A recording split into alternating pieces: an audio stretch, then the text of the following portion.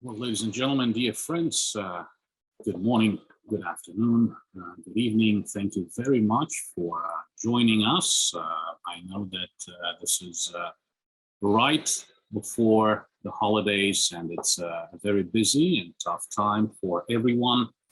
Let me invite our senior consultant, advisor, and report author, Joseph Bermudez, to turn on his camera as well. Joe, good morning. How are you? Good morning. I'm doing very well. Thank you.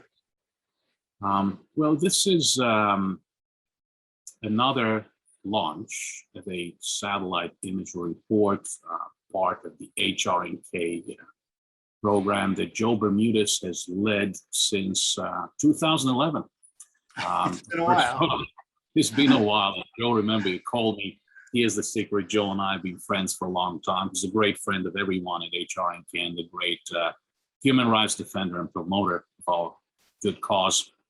Joe calls as soon as I took over as executive director of HRNK and asks, Greg, what can we do? So we came up with the idea of investigating North Korea's vast system of unlawful imprisonment through satellite imagery analysis, and by developing baseline assessments and then update reports. And this is what today's event is about. By the way, I'm Greg Scarlatti. You obviously can see my name in the background, over the executive director of HRNK. So basically, this is what we have been doing for almost 10 years now, with the first product being published in October 2012, a report on Camp 22, a detention facility, a political prison camp that was shut down. The prisoners were transferred at the time. The question that we often hear is, what trends have you identified under the Kim Jong-Un regime? And of course, this is the 10th anniversary of the Kim regime. Of course, the human rights situation has not been getting any better via satellite imagery analysis, or the great work of Joe Bermudez, and through cross-checking satellite imagery with defector testimony, witness testimony. Have identified several patterns: the closing of camps near the border, the expansion of camps located inland, the disproportionate repression of women who have taken the brunt of repression, having assumed responsibility for the survival of their families through market activities, through going over to China in search of economic opportunity. We, of course, have been following closely the crackdown on attempted escapes, especially under COVID over the past 2 years, under the pretext of COVID prevention. So all of these trends are in the report. Please do read the report. Obviously, we have the link. It is posted on hrnk.org. Now, it is a great privilege to introduce our speaker, Joe Bermudez, who, of course, first and foremost is a great personal friend. And he's also an internationally acclaimed satellite imagery analyst, award-winning author. He has been senior advisor and imagery analyst for HRNK for a decade now, for 10 years. He plays a similar role as a senior fellow for imagery analysis at CSIS, the Center for Strategic and International Studies. He is the publisher and editor of the KPA Journal. He has given lectures, has taught at multiple prestigious academic institutions. And of course, Joe Bermudez is the expert when it comes to anything North Korea. With us, works on human rights related issues, but he basically covers the full spectrum, anything North Korea, and of course he covers many other parts of the world as well. Joe, thank you so much for taking the time to do this right before the holidays. I'm going to turn it over to you. Well, thank you. I think it's going to be hard to live up to that description of who I am. You ask my wife and she wouldn't agree with all that. I want to thank everyone, just like Greg has. for joining us for this presentation and for, being interested in human rights in North Korea, a critical issue. Often we feel overwhelmed by what we have to do in the world today. But here's something we can do, and it's an important thing to do. Recognize human rights abuses wherever we can find them, and in particularly such an egregious situation as it is in North Korea. Excuse me. It appears as if I am not the center focus of the screen. Is that correct? Or is everybody seeing me? Is that correct? I can hear you, Greg. Joe, I can see you. Yes, absolutely. Okay, Yes. good. Thank you.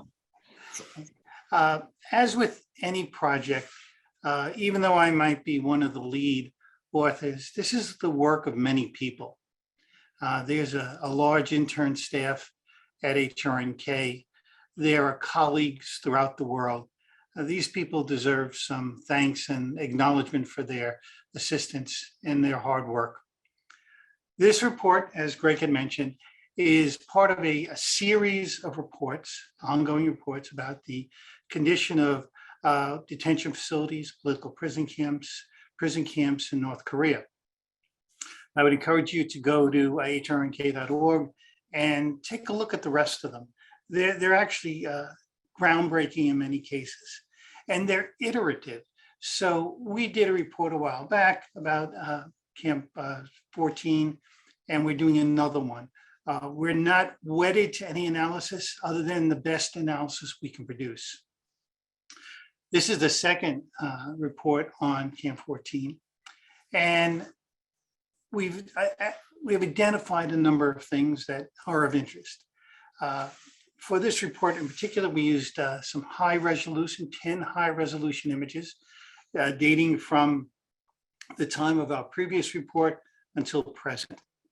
And we went looking for a number of things. We look for security perimeters, have they increased, decreased, headquarters, administration buildings, barracks, support buildings, housing, mining and agricultural activity, railroad network, miscellaneous activity. This gives us an idea of whether the camp is still functioning or the components of the camp are still functioning, and if they're functioning as a detention facility. Based upon the analysis of these features, now I'll get to it in a second, show you some imagery and describe how we got to it. Camp 14 remains one of North Korea's oldest and continuously operated political prison camps. We can date it using satellite imagery back to 1965. And as research goes on, we hope to date it even more precisely. And it's likely to be before 1965. By North Korean standards, it's a well-maintained facility.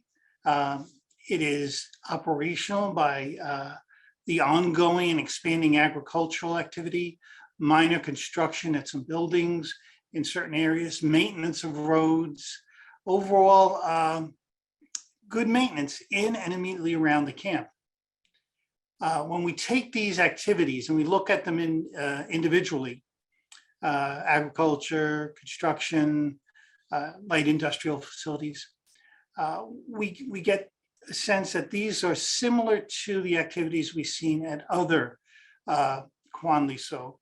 Kwanliso. And when we take them as a whole, however, they likely represent an expansion or reorganization of the security forces at the camp, or a modest increase in prisoner population.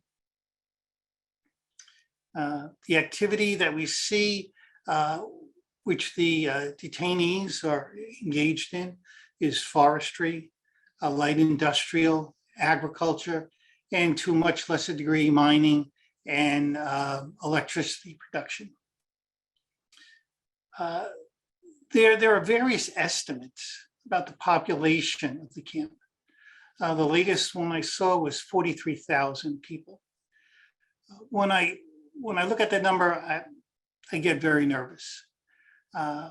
not because the camp can't handle it, it's just that what I see in the imagery doesn't indicate that. What it does indicate, I can't give you a precise number. We hope through continued research, continued analysis of satellite imagery, continued conversations with knowledgeable people around the world, and most importantly, continued interviews of former detainees, that we can narrow this down and provide a more complete view of the camp, as well as the other camps that we're interested in. With that said, I'm going to go to my PowerPoint presentation, and let's see, where are you? I will run through some of the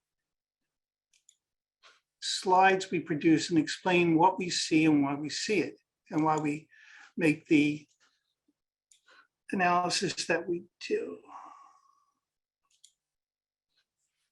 Okay, here's the overview of the camp. And as you can see, it is rugged mountains. It's very large. I think it's 56, 59 square miles. That's a large area. It is surrounded by not necessarily a fence in most area, but certainly a patrol road. And there are guard facilities around that patrol road. There are also internal guard positions, and these are situated to provide the best control over the detainee population. We've seen an increase of 1 or 2 of these guard positions, and we've also seen activity at some of the guard positions. For the analysis, well, we looked at every single square meter in this camp many times over. We've identified approximately 23, 25 locations of interest that typify what's happening in the camp, or are of interest for specific reasons. And I'll go through just a small number of these.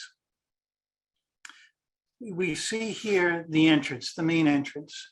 And in this camp, there's a railroad entrance. You can see it right here along this line. Here's the railroad entrance. Then we see the road entrance here, and those are, the labels are reversed on those.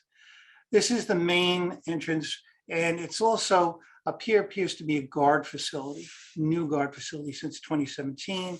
We see some new buildings over here. This is the main Ministry of State Security headquarters, the administration area.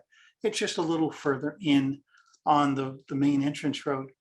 We see new roofs, new activity. You don't put new roofs and you don't build new buildings unless you have an active area. And in this case, what we see here is the main headquarters. We see the housing above to the right.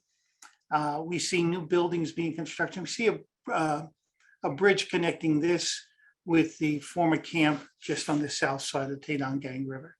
Now up to the left here, where the label is, we have this area. This is the Ministry of State Security Barracks, the actual troop barracks, as best we can see. It has its own entrance, as indicated by the green dot. We have a training area.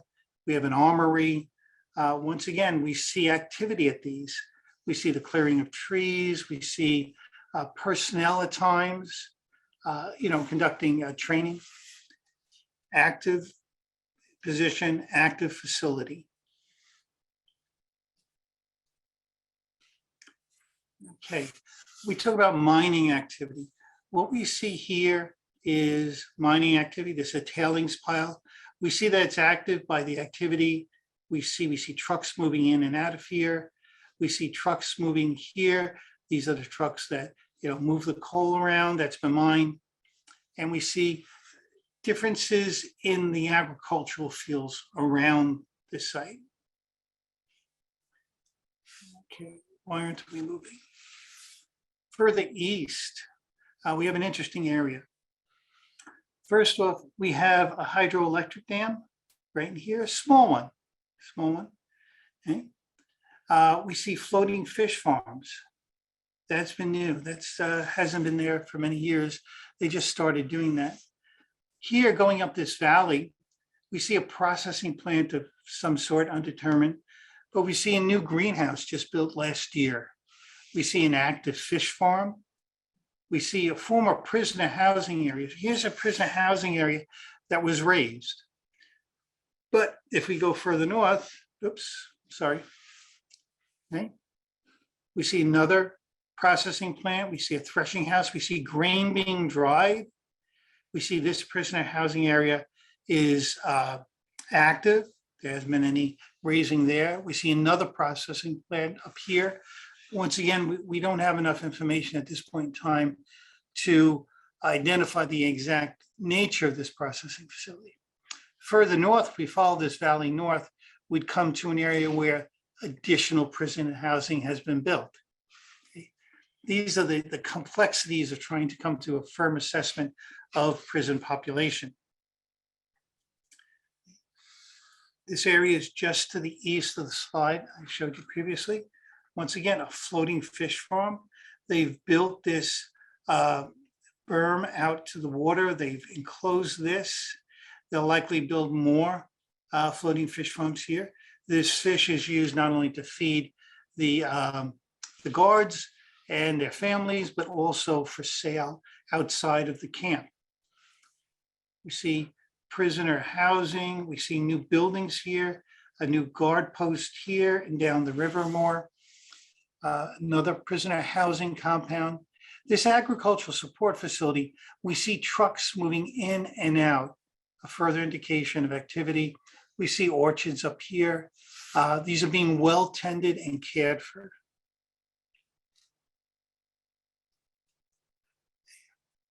And I am going to just come down here a few more slides.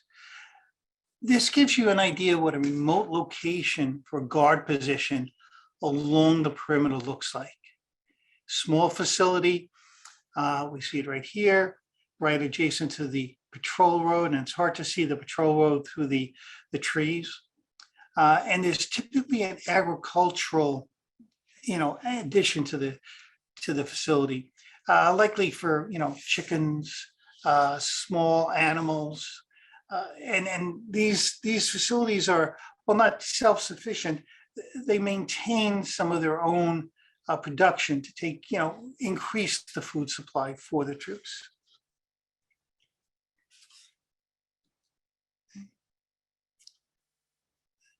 Here's another indication of a remote guard facility. There is nothing here. Any prisoner who tries to escape has to cross all these mountains, and they would have guards looking for them. This isn't the type of area that, unless you're specifically trained, you could live off the land. And even then it would be challenging. I want to come down. Okay. Just outside the camp is a large microwave facility. Okay. In North Korea, in remote areas, microwave and radio is the typical form of communication rather than running copper wire or fiber optic systems. This one is on a slope on the west side of the camp. You can see the shadow to give you an indication how tall it is. And these are microwave dishes. This is what the southern entrance looks like, southeast entrance. Once again, we have a trail or a road coming to it. There's guard barracks. At one time, there was a crossing here, but that was a long time ago.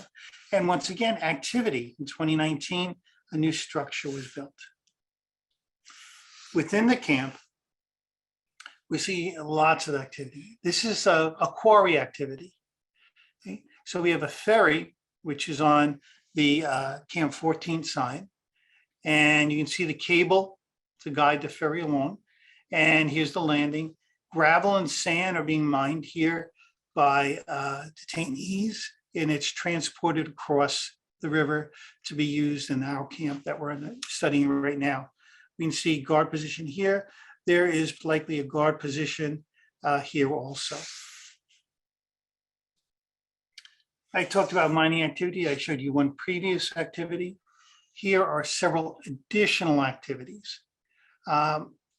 we see minor changes here, okay? Minor changing to the tailings piles, which indicate activity. We occasionally see vehicles, but the activity at these mines, mining activity seems to have slowed down since the 60s and 70s, as best we can tell. That now it's at a very low level. This is a motor vehicle maintenance and storage facility.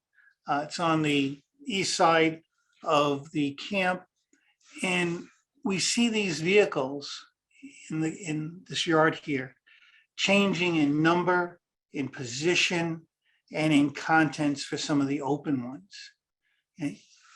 Which indicates, once again, lots of activity. We have a livestock facility here, and it's one of a number of them, and a footbridge going over to the fields. And with that, I will end my specific presentation, and I'll address any questions that you might have. I would encourage you to download the report and read it, because we go into greater detail. If you have any questions concerning how we arrived at the identifications that you saw or our reasoning behind it, please feel free to ask. Thank you very much, Joe. So, ladies and gentlemen, please ask questions via the chat function or via the Q&A function. So while the audience is warming up, Joe, I was talking about these patterns that we identify through satellite imagery analysis, witness testimony, whenever applicable. I was wondering if you could comment further on the economic importance of course, political prison camps, such as Camp 14, but other detention facilities as well. For example, through your great work, we have determined that political prisoners are held at Kwanliso, re-education through labor facilities and other facilities as well. So what would be your assessment of the economic importance of political prison camps and other detention facilities under Kim Jong-un? Mm-hmm. I would say they play an important role in the economy. We've seen them producing everything from bicycles to coats to boots. And while I might not have seen it, in the satellite image, our interviews with defectors and knowledgeable people around the world has clearly indicated that. Okay? We see them primarily engaged in agricultural, and when agriculture, I want to include forestry into that. And this is the broad scope across North Korea. Mining is a very big role for them. Unfortunately, mining and the conditions we see even at good mines where they're not using slave labor, they're not good at all. The conditions are horrible compared to what we see in the United States, in Europe, and other, modern societies around the world. The other thing we see them is at large industrial facilities where they're doing manual labor, whether it be moving cement, moving blocks of cement, moving iron, things that require manual labor that is not essentially very skilled. Okay? In agriculture, as I started with, we see them doing the entire range of things, whether it be cultivating fields, orchards, things of that nature. While they do use some of that internally, primarily for the guards and their family, a lot of that is distributed outside the camp. Some of it is sold, apparently, from what we can tell, within North Korea. Some is likely even exported at times. I hope I answered your question. Well, and exportation, Joe, is a really good point, because once the supply chain has been tainted by forced labor or prison labor, the entire supply chain of that particular item is tainted. So, of course, you remember a few years back, we published Gulag Incorporated. authored by our friend and North Korean escapee Kim Kwang-jin, highlighted in particular this issue that the supply chain of the entire North Korean extractive industry has been tainted by camp labor, prison camp labor, forced labor. So we will definitely continue to focus on this issue. Yeah, and when we look at their major exports, they go mostly to China, to a lesser degree, Russia, and overseas with coal being exported. Certainly, that's a big concern.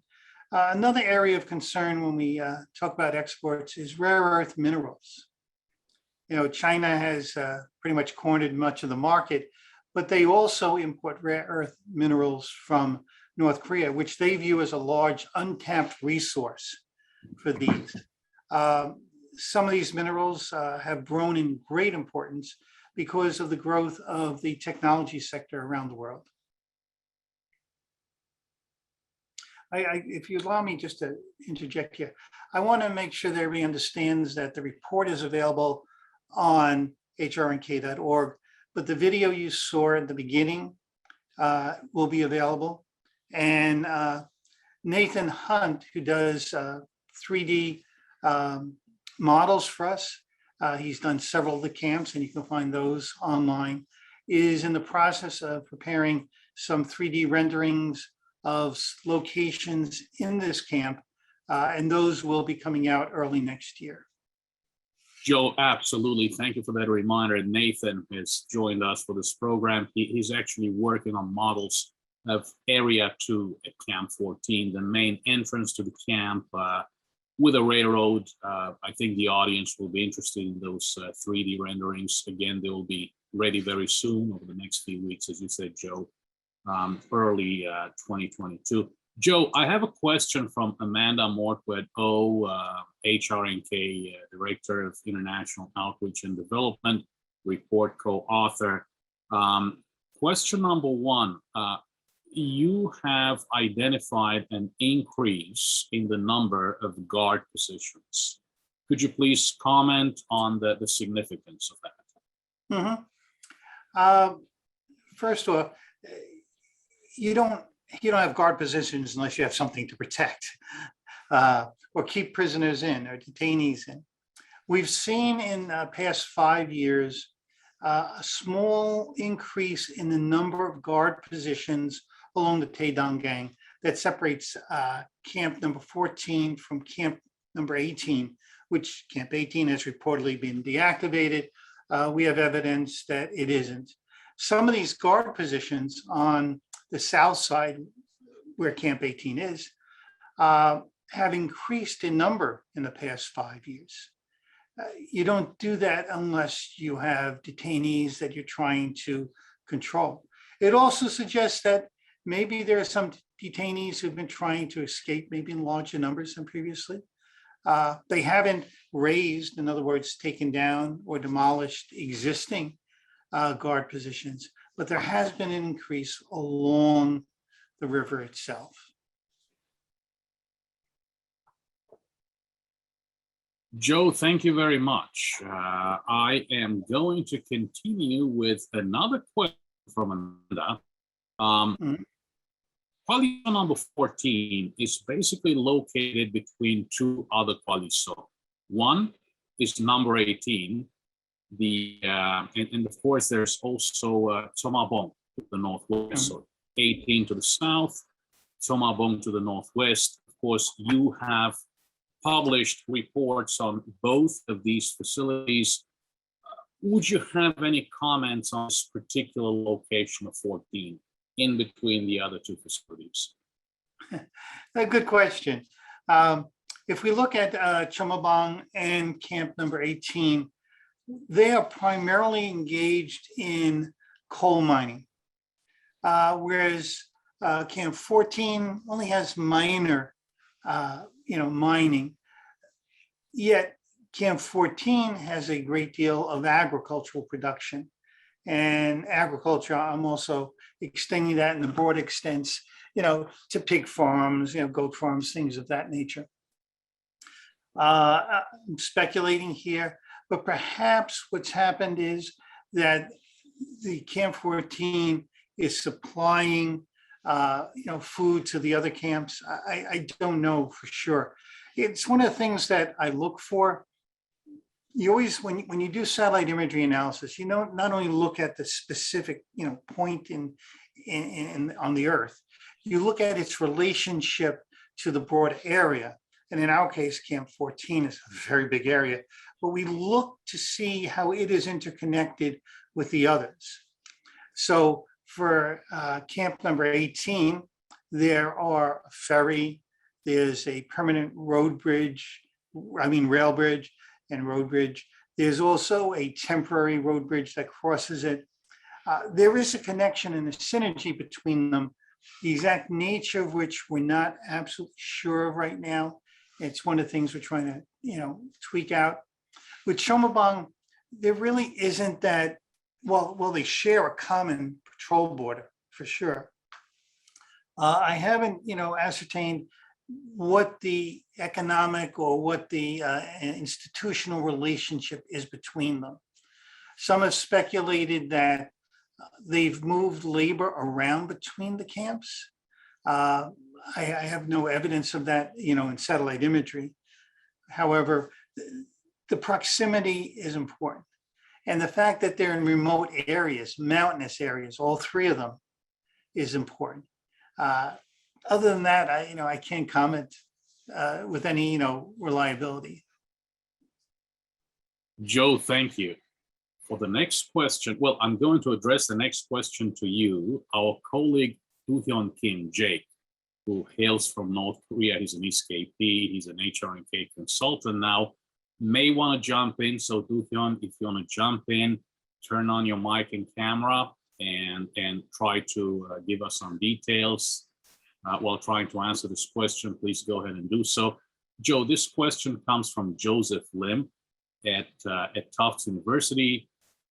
He's asking if it may be possible to acquire data on the ecological health of the Tedom River and the surrounding mountains. He has another specific question. I think Do-hyun might be in a better position to answer this question. Is it possible to determine what type of fish are caught at the fish farms? So Joe, we'll go to you first. Okay, so the first question, we can certainly look at the health of the vegetation around the camp itself, in the camp, around the camp. That's not an issue. We know the growing cycles for various crops. Different times of year, you plant, rice at one time, you plant wheat at another, you harvest this, first harvest, second harvest, things like that. We just haven't had the time to go back and do that yet. It's actually on a long-term plan, but we know no plan survives contact with reality. We're working on it. Resources are limited, and we have to focus our resources the best we can. The health of the river is more challenging. The reason being is if you look to the east and west of the camp, we see mining activities that just are right on the river. I mean, it's as simple as that. They're right on the river. There's very little regard for environmental concerns in North Korea. We see industrial activities along the river, and at times of the year, typically spring and fall, early spring, late winter, early spring, and late fall, you can actually see the waste coming from the plants, just spilling into the river. And if you follow the river even further north, there's a major power plant which dumps its waste into the river. That presents a real challenge for us. Then there's the camp itself.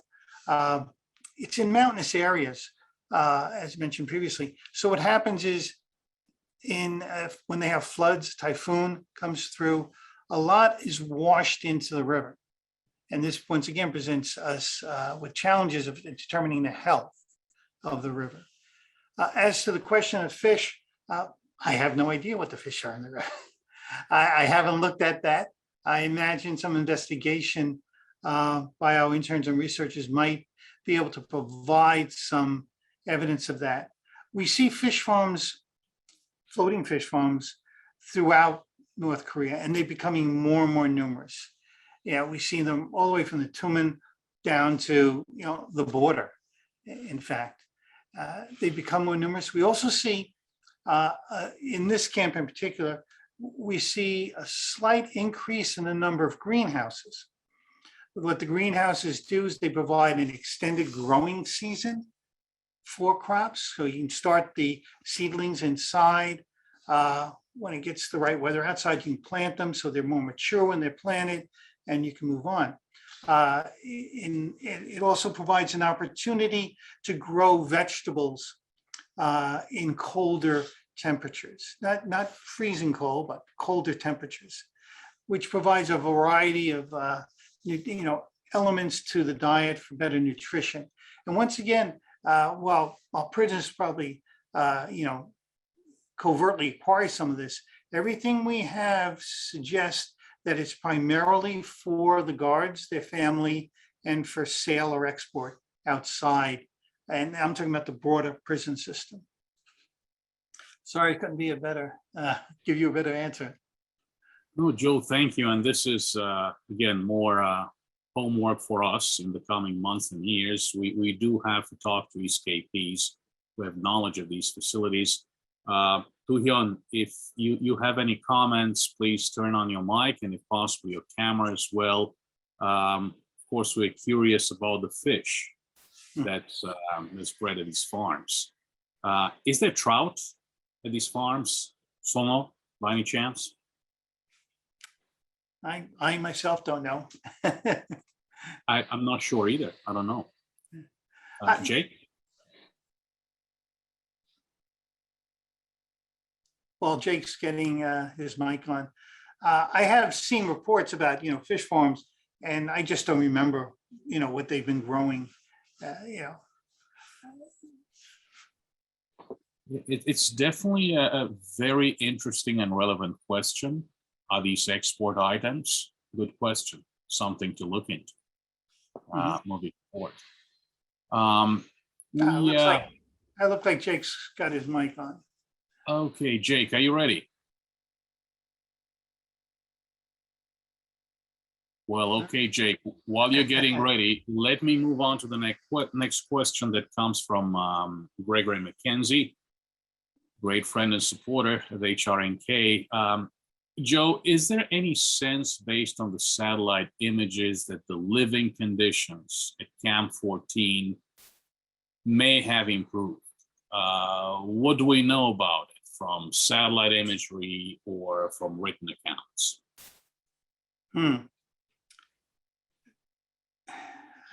That's tough. I have seen no specific evidence that the living conditions for detainees has improved. And I want to be careful about that. It's challenging with the resolution of imagery we have to tell about the conditions. We can see the gardens, we can see the fields, we can see the housing that they're in and the condition of that housing.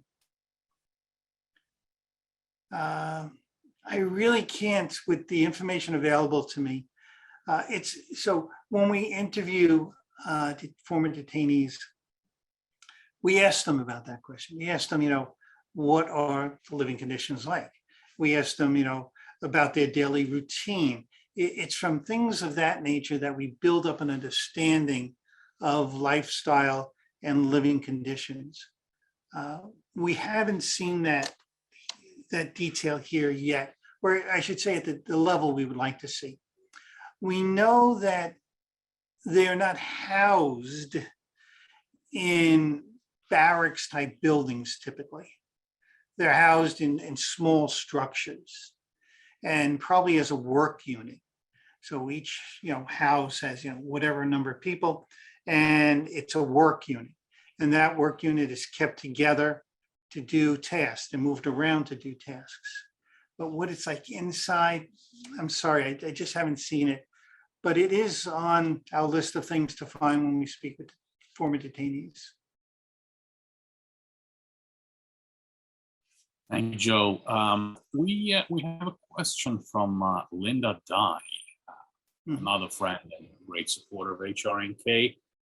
Is it possible to see the execution site in satellite imagery, the execution site at Camp 14?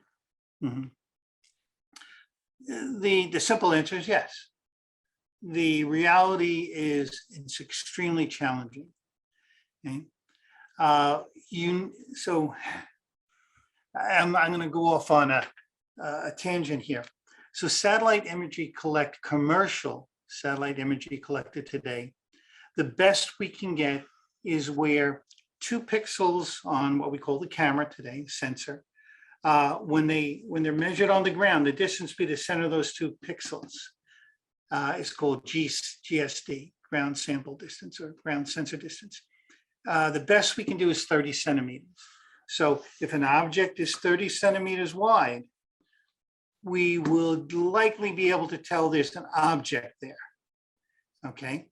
Now, if that object, a person, is actually split between 2 pixels or 3 pixels, it becomes more challenging to identify the individual.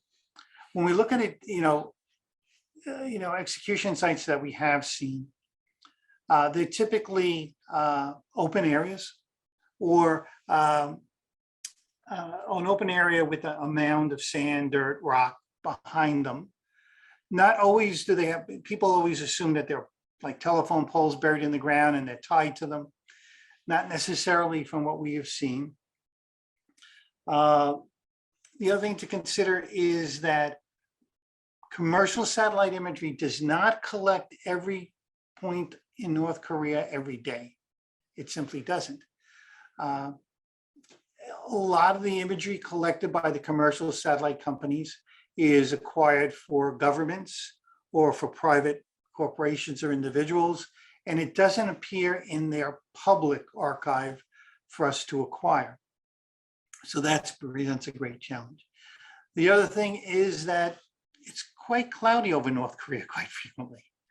We at the commercial level don't have the opportunity to look through clouds to look at these things. And finally, and I think we mentioned it somewhere in the report, North Korea is aware that we're looking. They don't appreciate the work that HRNK does at all, especially when we name individuals in North Korea. So in this report, we identified a Colonel General who is responsible for this camp. So if there was ever a time where there's reunification and we bring these people to justice, what we're doing here provides evidentiary information that can be used to prosecute them. So they really don't appreciate what we do. So with that in mind, what they typically do is conduct certain activities under poor weather conditions. So satellites can't image them. They conduct them in small numbers. So there might be 1 or 2 individuals. An individual in a really good satellite imagery, commercial satellite imagery, is basically 1 or 2 pixels. And to identify that they're being executed, well, you can see there are certain patterns where, troops line up and there's an individual and then there's a backstop, like I mentioned earlier. Then you can come to some, preliminary conclusion. Greg and I did a report several years ago about the execution of a high-level official. And we had obtained information and we'd obtained satellite imagery. We can actually see where the victims were tied up against a wall on a rifle range. You saw the heavy machine guns in place to conduct the execution. You saw the stands for the people to watch the execution. And you saw the buses that brought the people to the execution site. public executions in North Korea are public. They want crowds of people to watch them, to keep them in line. It's a form of intimidation. So the shorter answer is technically we probably could see it. The operational question is it's a really, really challenging.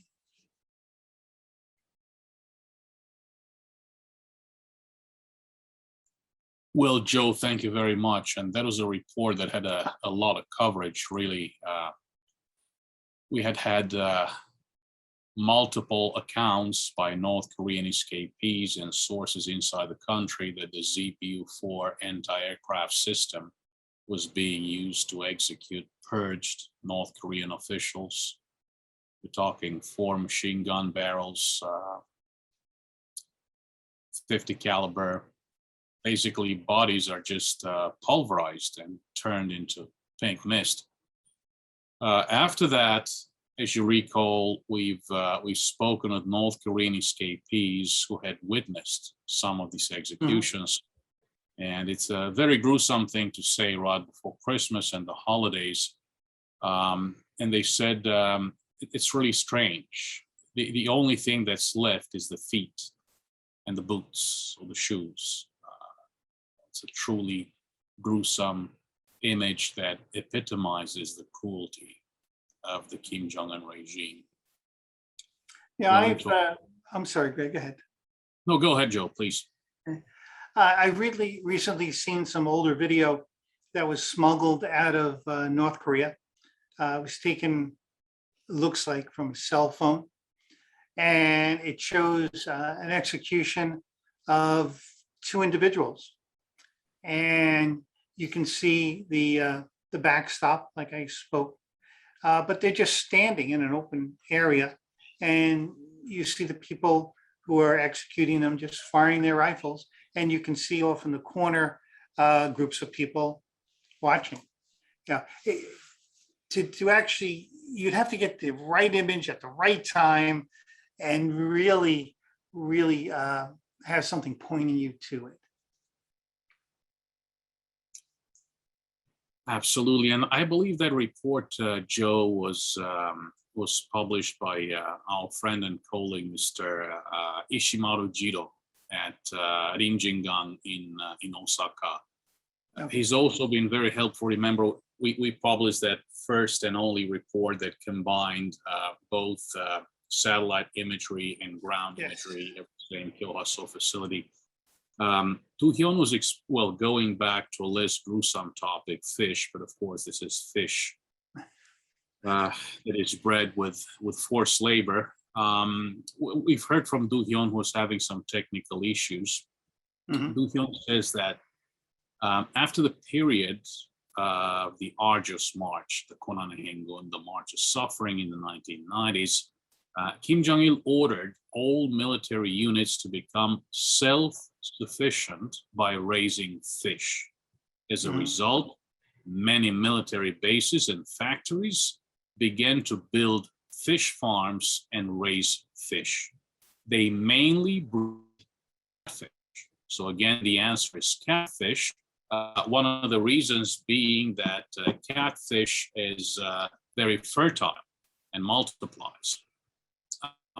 Our colleagues Amanda Morquedo and Raymond Ha are reminding us that NK News has recently published a report on Kim Jong-un providing fish as a gift to the elites ahead of the new year.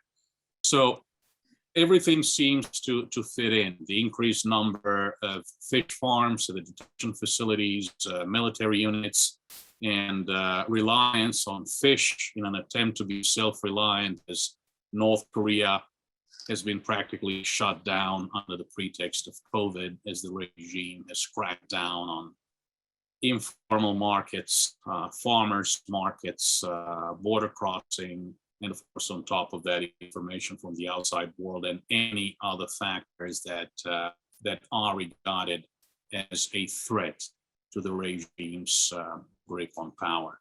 And to the participants, please keep an eye on the chat. You have links to all of these reports that we have mentioned, including the NK News report. So, Joe, Uh, based on your work with HRNK spanning a decade now, as you can see in the report, we have been calling on the Kim Jong-un regime to first and foremost acknowledge the existence of its political prison camps. Of course, this regime admits to the existence of the Kwanliso re-education through labor camps. Re-education through labor is a punishment stipulated in North Korea's own criminal code, but they do not admit to the existence of the political prison camp. So admission would be the first step toward dismantlement. We have been strongly advocating in favor of improving the nutritional status of prisoners. There is talk about humanitarian assistance to North Korea. We have made the point that the human rights upfront approach is extraordinarily important. Any humanitarian intervention has to take into account most vulnerable groups, and our satellite imagery project certifies that political prisoners in particular are a vulnerable group. So if there's a, let's say, a fact-finding mission in the area or humanitarian assistance being dispersed in the area by a UN agency, a private NGOs, of course, that's not the case now. Under COVID, everybody, foreign presence has practically been expelled from the country. But if there is a COVID reset and humanitarian assistance is resumed, we strongly advocate for human rights upfront approach, and that the satellite imagery project that you have led, Joe, is a really powerful argument in favor of that human rights upfront approach. Of course, there was a UPR process, a Universal Periodic Review in 2019, and actually North Korea supported a recommendation by Ireland to improve health and safety standards at work sites where prison labor is present, and to allow the ICRC, the International Committee of the Red Cross, immediate, full, and genuine access to this and all other detention facilities in North Korea. We really need to pound it. We really need to insist on this and make sure that this access is granted. And of course, we made several other recommendations in this report as well. For example, we recommend that the DPRK should abide by the UN standard minimum rules for the treatment of prisoners, also known as the Nelson Mandela rules, and also the United Nations rules for the treatment of female prisoners and non-custodial measures for women offenders, also known as the Bangkok rules. Joe, you mentioned Colonel General Chung Kyung-taek, who is currently in charge of the Ministry of State Security. Let's say this is the North Korean Gestapo that's been running all political prison camps, except for Camp 18, of course, which has been just close to 14, as Amanda was pointing out. But he has been identified by the US government, by the European Union as well, as one individual surely responsible for egregious human rights violations, also subjected to sanctions. As difficult as that might be, we continue to request access to the Colonel General and others all along the chain of command and control that executes this policy of human rights denial in the DPRK. Joe, I'm going to turn it over to you for final thoughts and comments on this report on Camp 14, on the past year, 2021, and our work at HRNK, and any other comments that you might have. Okay, well, thank you. So while you were speaking, I very rudely did a quick search for fish farms in North Korea in one of my databases. And the range in type of fish is actually quite wide. They also, in these fish farms, not actually fish, but turtles, terrapin, which is a delicacy in Korea. So knowing the specific one in the camp, we'll have to wait till we get an interview. Next thing is I believe you mentioned that, or Jake had mentioned that the North Korean military was ordered to produce its own food. And yes, I can confirm that. However, it's not, so when we hear those reports, it's not just that simple. What typically happens is they have units. So I did a report, a public report for the National Geospatial Intelligence Agency on the number 15 fishery station on the East Coast. It is actually part of the Korean People's Army. And what it does is it goes out and fishes. And there are a number of these Army level fishing stations. And they gather fish and then they eat it themselves, but they distribute it to other units that simply don't have the opportunity to grow that much fish for themselves. We know from the report we did on, oh, my mind just went blank. On the West Coast, it was the report of one large facility that had multiple small facilities. I apologize, ladies and gentlemen, but Greg will look it up. That facility grew pigs and livestock, which were then provided not only to the military, but also to the senior leadership in Pyongyang. Greg just texted me, it was the Chungsan number 11. Oh, that was Amanda. Thank you, Amanda. And you can go online and pull that report down. So when we look at North Korea, and this points out something that's important, we hear these reports, and a good number of these reports have real challenges in them. And that's why we take the time to very carefully go through information, confirm information where we can, and when we write our reports, to phrase it correctly, what we do know, what we don't know. Is it likely? Is it unlikely? And to myself as an analyst, that quantifies the probability. You know, if I say it's likely, that's like 60 to 85% that I am confident in that information. You know, unlikely is a much lower percentage of probability. So you have to be careful when you read public reports.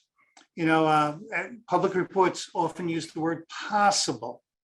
Well, it's possible that Greg's a Martian. Is it probable? No. It's probably a very low probability. But the point is, you as readers, as people who are interested in making a change in the world, have to be careful. And when you find something solid, you need to run with it. It's very important. The work we're doing is important. You know, if those of you who've heard me speak before, at the end of World War II, my father in the US Army had the opportunity to visit some of the former Nazi camps, and also had the opportunity to track down some of those Nazis who were in hiding, especially in Austria. And the stories he told me as a child, even though they were probably, now I know they were very mild, made a lasting impression upon my mind. And when I look at the camps in North Korea, I'm influenced that I'm a human being. So I have a great deal of empathy for these people and for what they're going through. Most of these are political crimes. Oh, you smiled today, okay? You didn't clean the frame of the Kim pictures on your wall properly. You have a Korean Workers' Party official in your town who wants something from you and you don't provide it.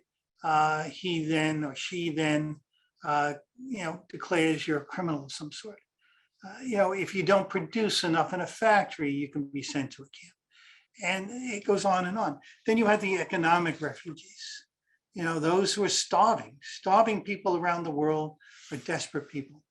And we know from the arduous march that Greg had mentioned earlier. We also know from a report I did on the health of the crop in North Korea, and the harvesting this past fall was much lower than it should be or was predicted. They're hungry people. They're going to try to get across that border. And if they try and they get caught, they're going to be sent to one of these camps where life is even worse. But these people are desperate. They need our help. They need our attention.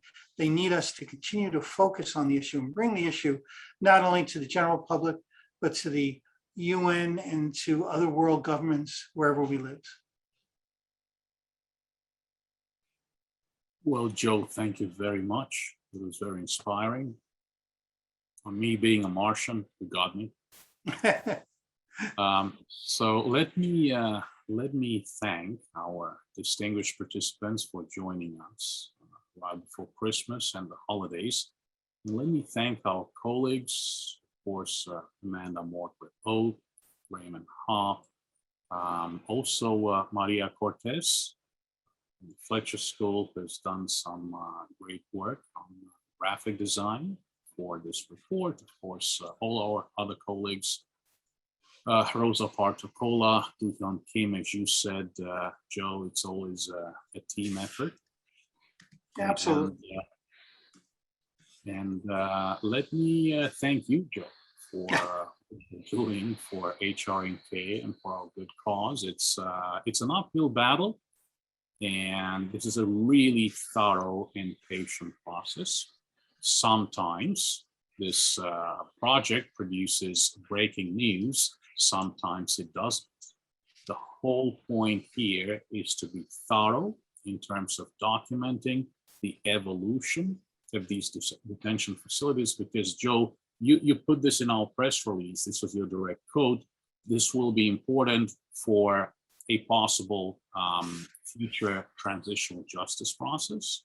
It will be important for a possible future complex humanitarian emergency scenario. And of course, currently, it's extraordinarily important in terms of documenting North Korea's crimes against humanity and other egregious human rights violations. That said, Joe, thank you for everything you do.